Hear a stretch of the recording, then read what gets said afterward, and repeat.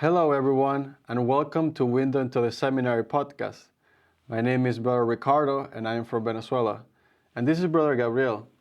Brother Gabriel, we're really happy to have you here in Window into the Seminary podcast. Thanks for having me here. It's a pleasure. Nice to be here. So I know that you want to speak to us about this great book that you read. It's called Resurrection by the famous Brazilian author Machado de Assis. But before you speak to us about the book, why don't you tell us a little bit about yourself? Sure. I would like to share a little bit of my vocational story. I actually visited the seminary my first time when I was 9 years old. I joined the apostolic school later, which is our high school seminary.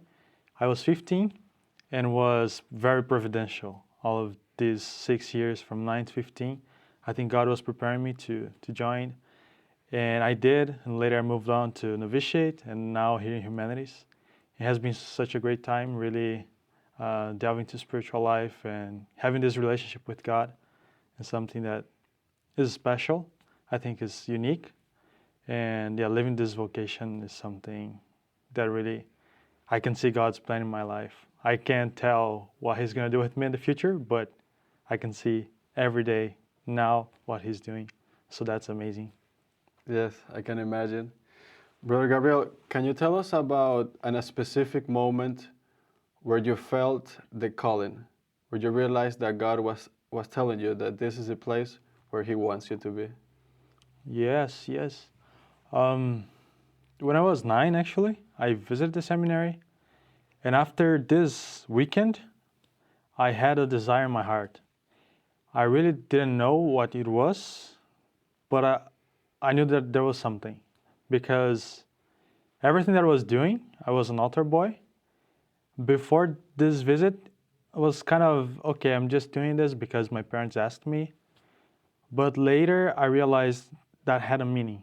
Everything that I was doing, religious practice and praying and learning the catechism, those things, everything had a new meaning for me.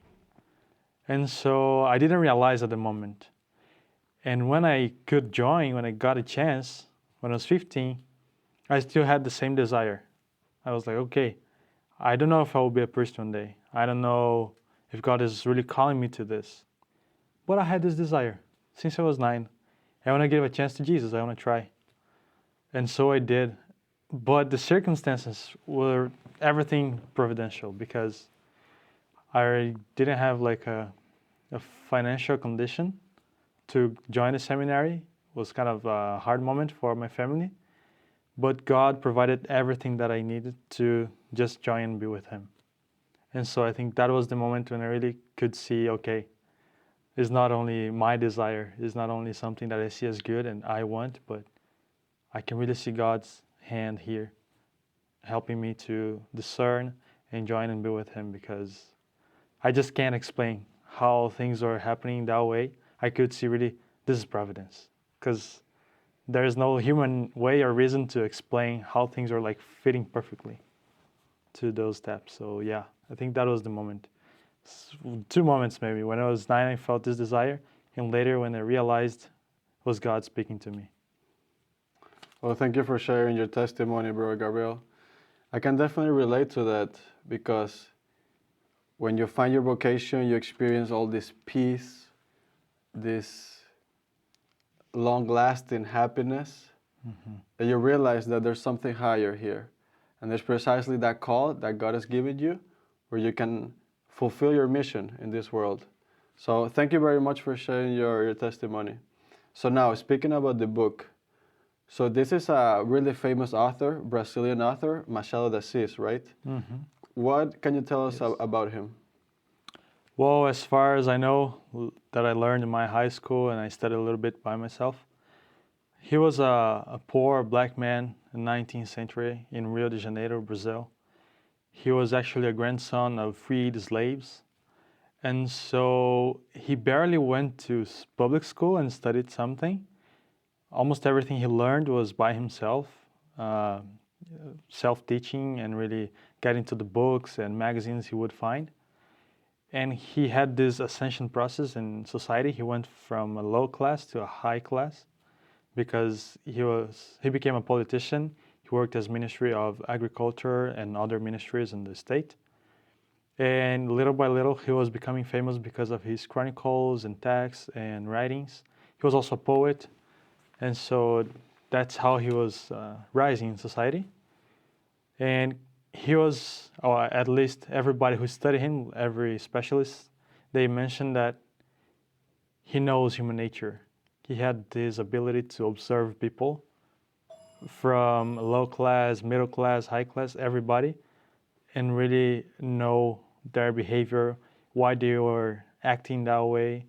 He knew these social constructions and social roles pretty well. I mean, all his books he describes pretty well not only the reality, the social reality, if it was a wealthy family or something, but also these psychological conflicts they had, being in that circumstance, in that condition.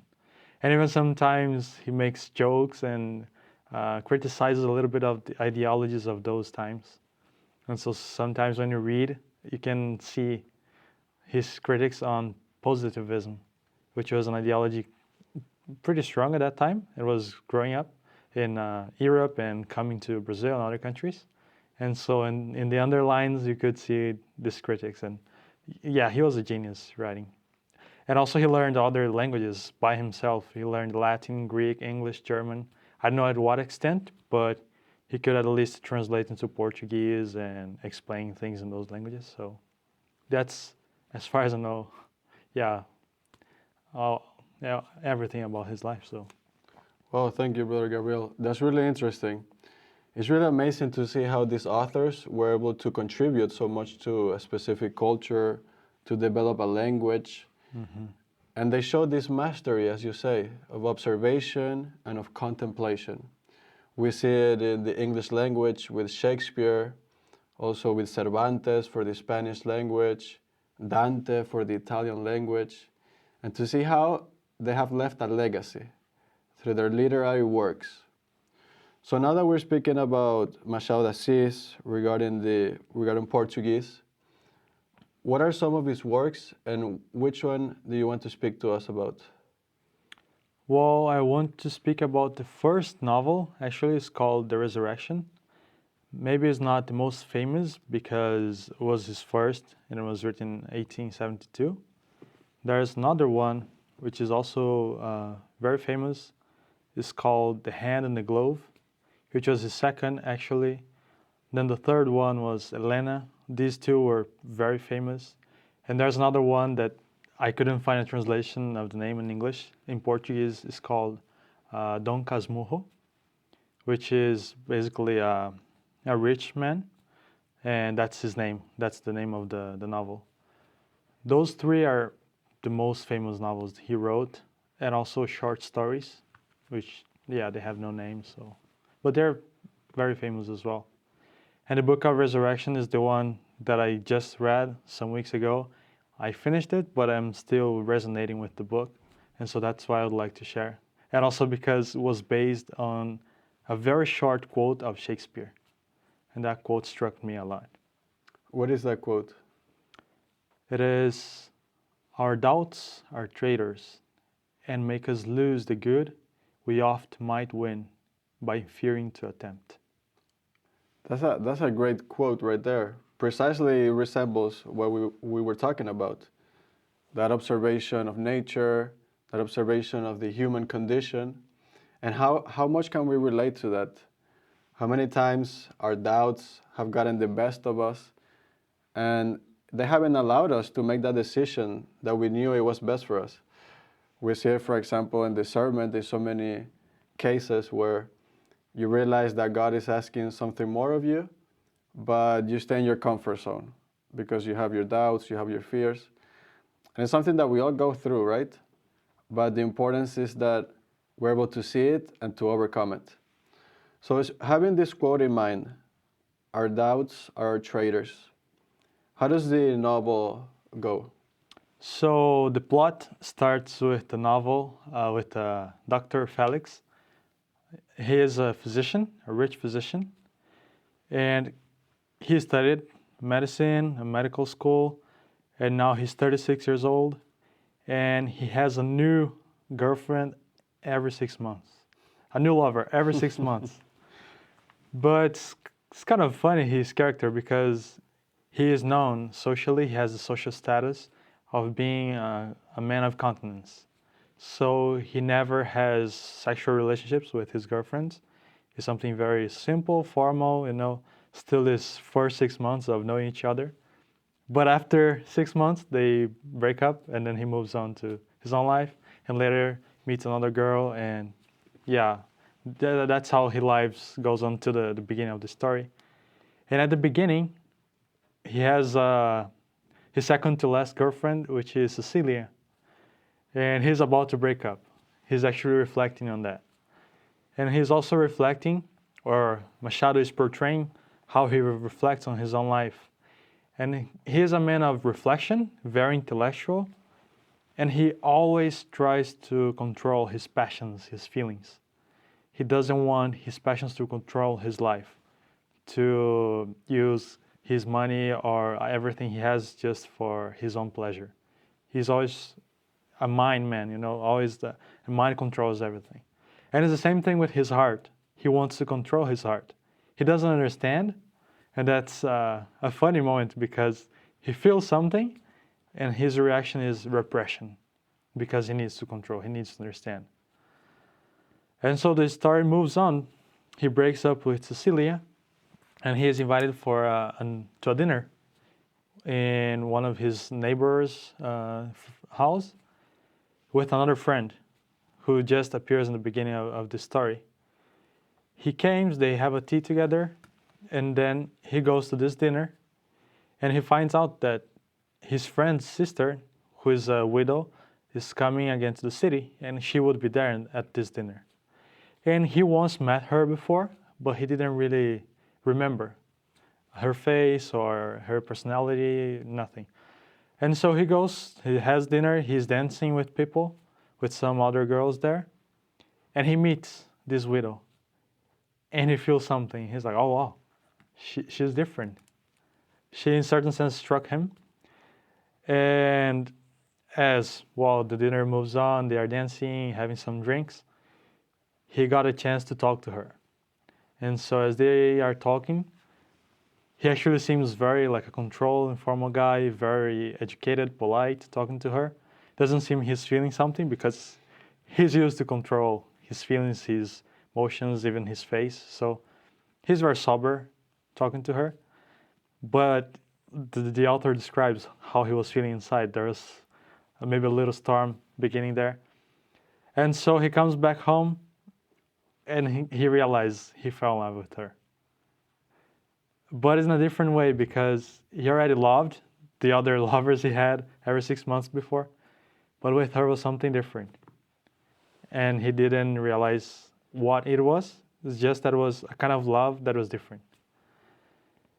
And the story moves on. He starts visiting his friends because now she came to live with her brother in the city because she lost her husband, and so she got to come back to the city. And they were planning to go to Europe for a nice trip, visiting France, Paris, and Italy, Venice, other countries, to have kind of a fresh air, a little bit all of Brazil. But at the end, he starts visiting his friend's house, and she realizes that she also fell in love with him. And so that's the drama. The drama starts there. And Machado, at this moment, this novel is a romantic novel, romantic story, but he also brings a little bit of the Russian influence he had on the psychological conflicts. And he shows both sides. So, Olivia, which is the new lover, how she has this conflict because she wants to go to Europe, but she just came back to the city, and now she finds a new man, and she falls in love with him. She doesn't know what to do, and then this man is coming to visit her. And on the other side, this man, I feel something, I want to be with her, but I can't show everybody that I'm loving her, or I am feeling this because I have my image, my social status that I have to keep on and keep up with people. So, and he has to live this continent life. So, okay, I have filling my continence, you know, having my cigars, I mean, keeping people coming to my home and those things. But he is always visiting. He's always visiting. I don't want to tell the whole story because I want people to read the book. It's a nice book. Yeah. But as the story moves on, at the end, it's kind of increasing, the drama. And at the end, both decide to get married. And she's super excited. She's like smiling and joyful. But he's like, I love her and I want to do it, but I'm not quite sure. Maybe, you know, I lose my freedom. I lose maybe money, you know, I don't know, something could happen. But he wants. He has the doubts, but he wants. Until the day before the ceremony of the matrimony, the marriage, the wedding, he receives a short letter from another guy, a supporting character in the story, that brings more doubts into his heart. And what he does, he writes a letter to her. He sends the letter, and he goes to another house, farther to this friend's house. And the letter says, the one that he sent to her, I'm sorry, I can't do this now. It's not about you, it's not about anything you have done. It's about me. I have some doubts, I have some crises here, and I have to figure things out because I'm not sure if I can do it. And she cries and falls sick and fever and all of these things and a deep suffering. And Machado portrays that like super deep. You can't even cry with her because, you know, it's so deep suffering that she is going through. And he's just reflecting on these doubts and how to solve the problem, if he really wants to get married or not. At the end, he's almost giving up on this love. But one of these friends, his friends, is actually a friend of both the couple. And he knew about that, what just happened. And he goes to talk to him in this other house. He tries to find him in the city. He doesn't really know where he is, but then he finds out, he goes, and he spends 3 days talking to him. And he comes back and says, okay, yeah, I did something wrong. I regret my actions. And so what he does, okay, I will try to solve things. I will try to get married because that's what I want. I really want to love her, no matter the doubts that I have. And so he goes to her. She's now better after a whole week just in bed, resting, because she was super bad. He comes to her and asks forgiveness.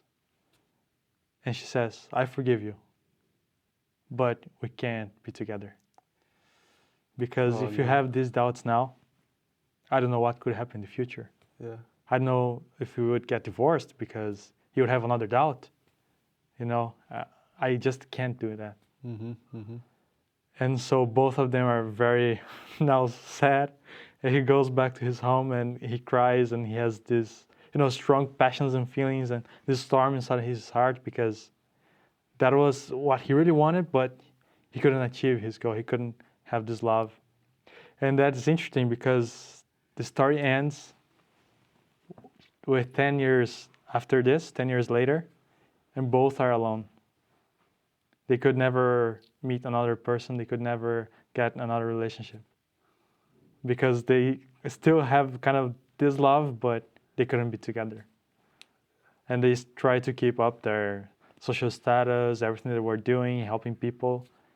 But at the end, they have this, they're lacking something.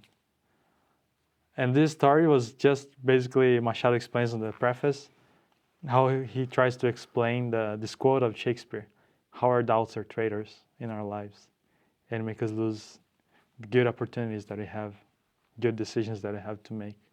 Right, because he got to a point where she couldn't risk it. When he came back, she couldn't risk it because he had already shown his weakness. He had already shown that he's someone that doubts. Exactly. And that doubt can lead him to the failure of that relationship in the long term. Wow, that's a great story, Brother Gabriel. And I think it has a lot of important themes. For example, I think it speaks a lot also about commitment, don't you think? Mm-hmm. Because in a sort of sense, Dr. Felix is trying to fulfill himself, right? Through his career, by finding a relationship, through love, right? But what he comes to encounter is that love requires commitment. And that commitment also requires sacrifice, because you're going to have to let go of some of your own things so that you can be a good partner for this other person. And precisely here's where the doubts and the fears come in, because if the person is not able to let go of that, then he will never commit. And if he doesn't commit, then he's never going to fulfill himself through love. Mm-hmm. So, wow, I think it's a really impactful story. Also speaks about heartbreak, relationships. There's a lot of interesting topics here. So, Brother Gabriel, how do you relate this with Christ? How do you relate it with the faith? Well, I was reflecting on that. Actually, I was praying about this. Since Christ is fully God, but is also fully man, even because he was man, he also had these doubts. And we can see that before his passion, when he goes to the Garden of the Olives and he's praying. And we see this human weakness. Because, yeah, he's God, but he's fully man. And he is also vulnerable as man. He was subject to these doubts he had on embracing his passion, embracing this suffering out of love. And that was what, wow, that moved me actually, because I could bring from this story and relating with him and say, even Christ had these doubts. So when I have these doubts, I'm not just, a miserable sinner. I'm not just like Dr. Felix. Yeah. But Christ had these doubts, and he shows me what to do. And kind of this counterpoint with Dr. Felix, right? Because Dr. Felix had the doubts and he couldn't commit. And Christ is the opposite. Father, I don't want to do this, but thy will be done. And so he submitted himself to God's will. And that's how I can relate, and how he teaches me a lot. How to, in my own life, do the same. Submit myself when I have these doubts. And even more, I would say, relating with my own life, sometimes we have this attachment to images that we make of ourselves, or what people think of us. We have this image and we think, okay, I can't do this decision. I can't do this because this will change the way people look at me or what they are saying about me. And it's actually not, because God speaks also in our hearts. And sometimes he's telling us clearly, I want you to do this. I want you to go on this path.